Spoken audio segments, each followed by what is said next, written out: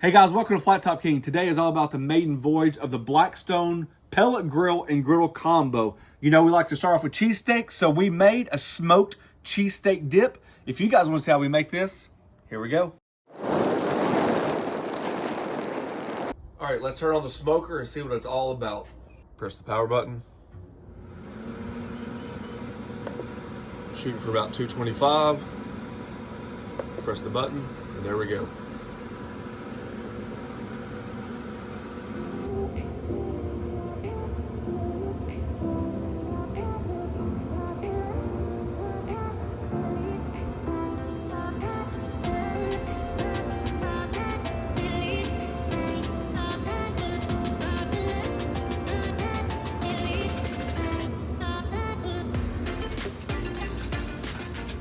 All right, to get started, we have 2 blocks of cream cheese. And to that, we're just gonna put a little shake that on there, salt, pepper, garlic, and butter. We're not gonna score it or anything like that. And this is just right out of the refrigerator.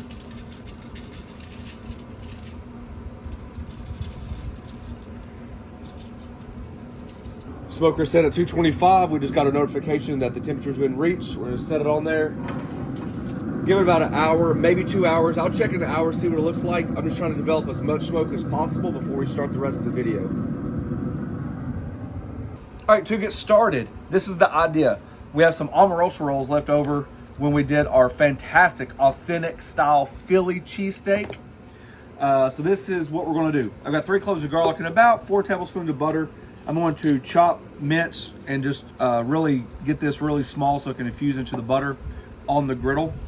We're gonna take our little Omarosa rolls and cut them into crostinis and then brush them with garlic butter and then toast those on the pellet smoker while our other things are going. Here we go.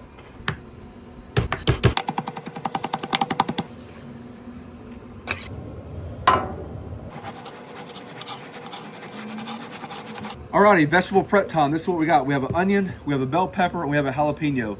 The bell pepper has to be used because this is a Philadelphia style cheesesteak. Okay, you can only do a Philly cheesesteak with bell peppers. Are you saying that on purpose to get a rise out of people?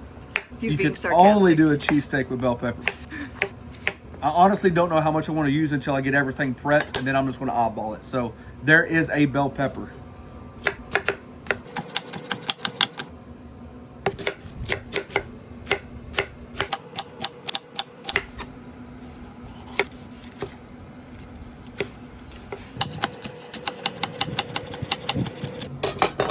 We have 8 ounces of American cheese and we have a block of pepper jack. Now this is where it becomes your personal choice.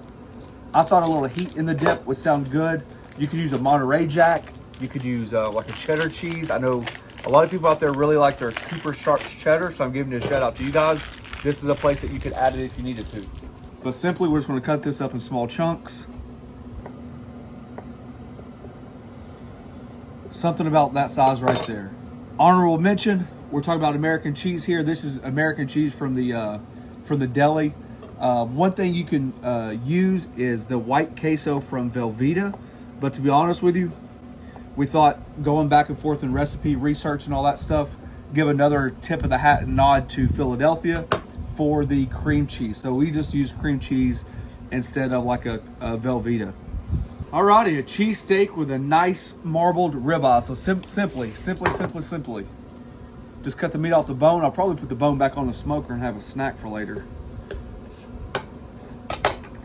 And then we're just gonna slice this extremely thin. Not really even any words of encouragement. You can always have your butcher do it. There's plenty of options out there. I'm just going thin.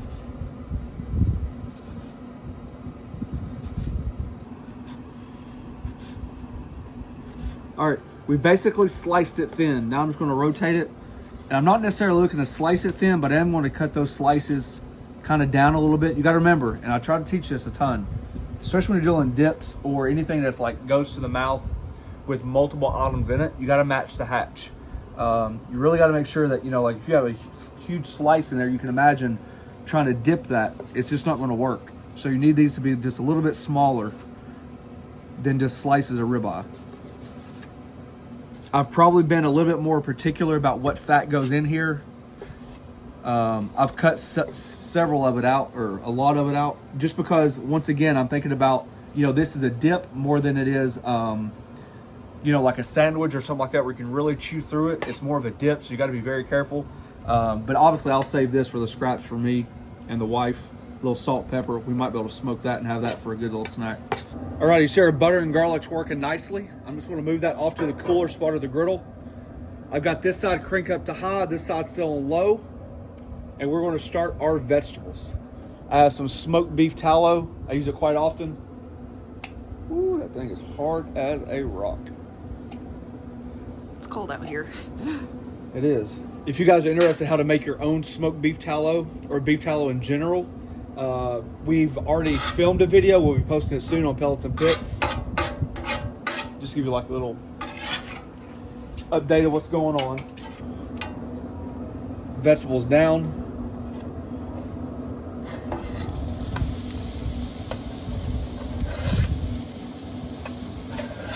Get that, we'll shake that. Salt, pepper, garlic, and butter.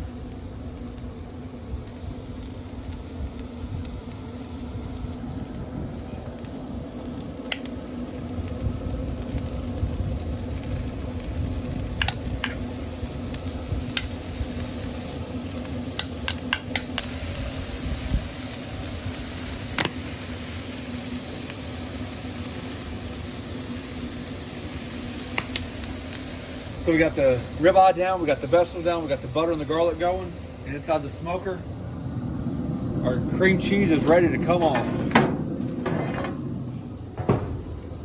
We'll adjust it from 224, come up to about 250. Just because I'm feeling hungry. Don't tell anybody because they'll all be doing it.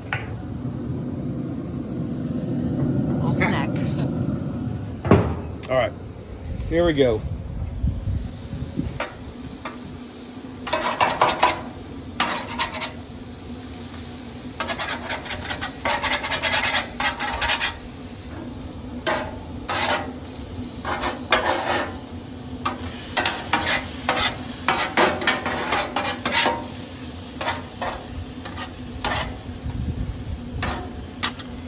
You see how there's just a little bit of pink left in the ribeye? You're fine right now. You got to remember, this is going to go back in the smoker and cook for, like probably an hour, hour and a half. So don't worry about killing your beef twice. I'm just looking to get those vegetables soft as well. Same thing with those. If you overcook them now, there's going to be mush inside the dip, and that's not what necessarily I was looking for. We have our 12-inch Black Lock skillet by Lodge. I'm just going to throw all that in here.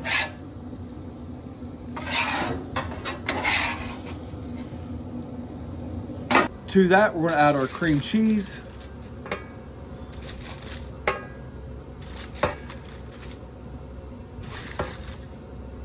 The one thing I struggled with was whether or not I should smoke the steak first.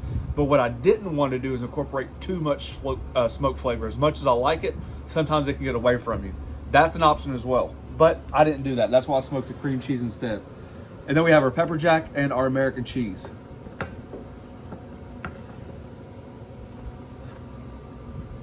Evaporated milk, I'm gonna measure out about a cup.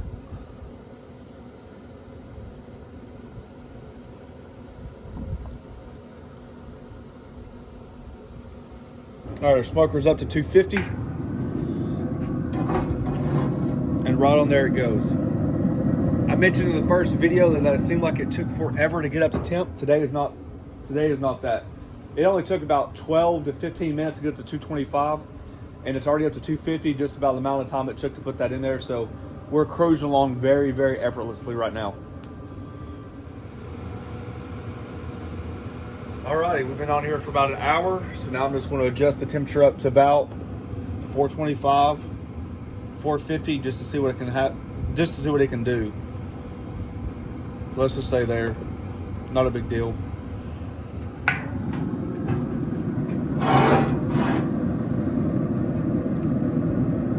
Stir this around some.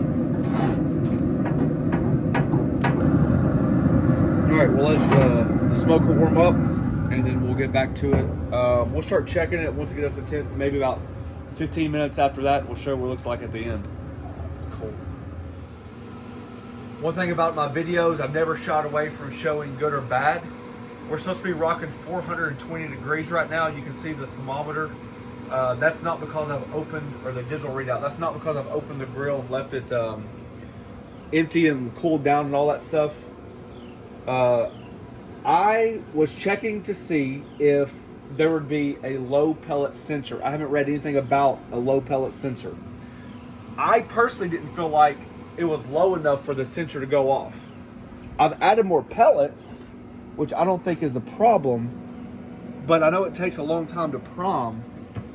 But we've dropped our temperature drastically, and so far it's not picking back up. And I've been dealing with this for about 10 minutes now, just watching my temperature drop, thinking, well, maybe the auger will kick in. I've primed it to see if we can get the pellets through there faster, because I still don't even know if that's the problem.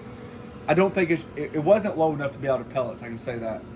So we've kind of stalled the cook, which is going to mess up the timing. And I'm not exactly sure. But it looks fantastic. It does. It tastes fantastic. I'm not exactly sure what to do. So I'm going to try to figure this out. And then the next time you see us, either I've called it quits and I'm going to finish it in the oven, or something else. All right. The good news is I think it's an easy fix. I'm only going to guess, and it's only my educated guess. There was plenty of pellets in there, but the pellets, I should have got a video of it, but I didn't know that was the problem at the time. The pellets were on the sides, and it looked like it created a pellet dam, or the pellets just aren't going to feed perfectly. And I think my pellet smoker ran out of pellets, which killed the fire pot. So when I added more pellets, I was like, I could just see right here, I mean, there's plenty of pellets. But what you don't see is, can you see, let me see this right here. You see how the hole's digging in right there?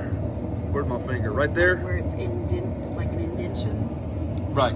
The pellets were all around it, and you can see inside the auger. So I was like, God, there's tons of pellets in there. Surely to goodness it's feeding enough. But I don't think it was. And I think as a result, the fire burned out. Yeah, it was like a funnel effect. I tried to prime it and get as many pellets through there as possible, but once everything got done, I think there might have been an overflow of pellets in the pot more than normal, and I think that's what it's burning now. Now it's smoky as sin, which is a good thing, but I don't, if in fact there might not be a low pellet sensor or anything to tell you're low on pellets. And if that's the case, that's a bummer, because as you know, when you smoke something overnight, or if you're not paying attention, or just like I did, there's plenty of pellets in there. Plenty of pellets. I would guess there's at least quarter of a hopper of pellets in there, and that was fine with me, because on our next cook, we want to smoke a pork butt for pellets and pits for the very first cook. I've done it for the Traeger. We've done it on a Pit Boss. Golly, that smoke. It's smoking now.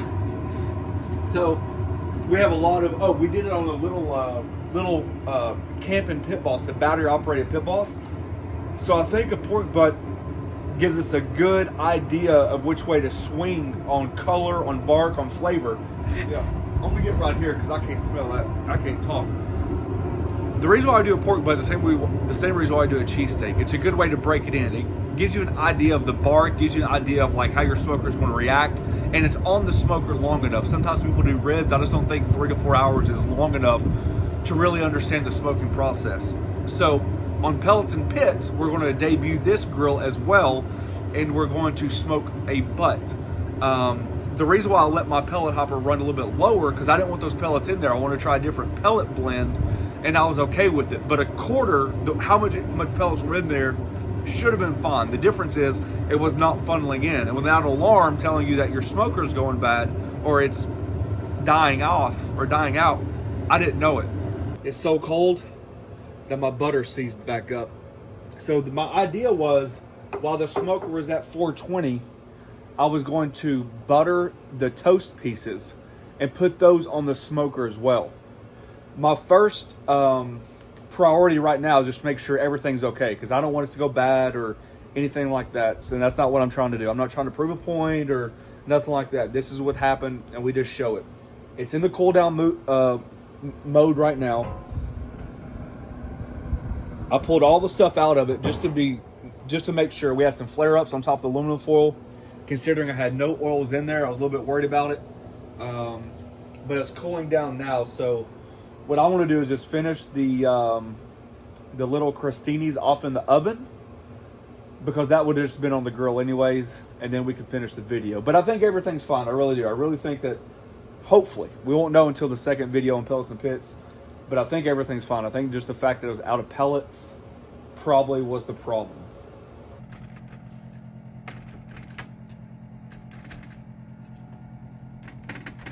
Just put a little coarse black pepper on there. Some seasoned salt.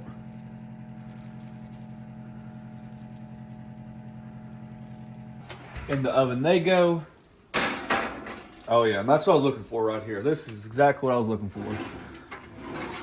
There we go. That's more like it. All right, guys, there we go. That's hopefully what it should have looked like. Somewhat similar coming out of the smoker. I just want to reiterate.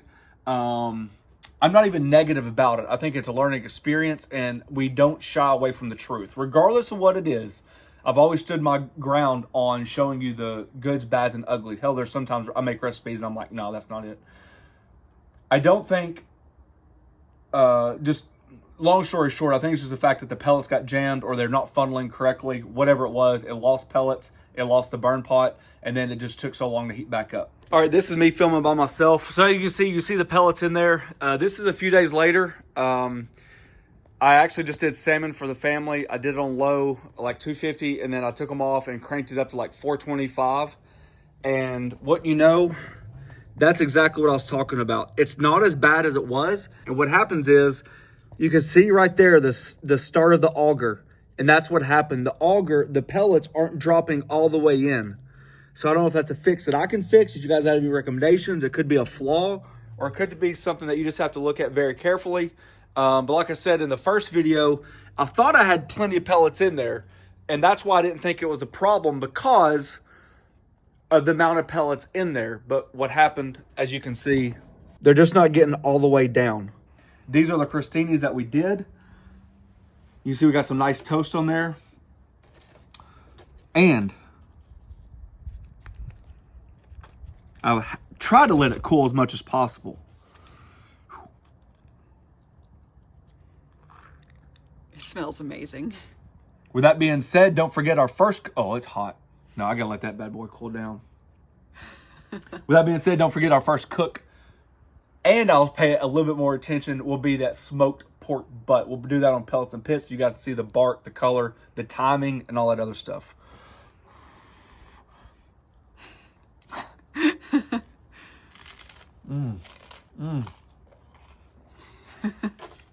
I tried it while I was cooking. It's amazing. You did?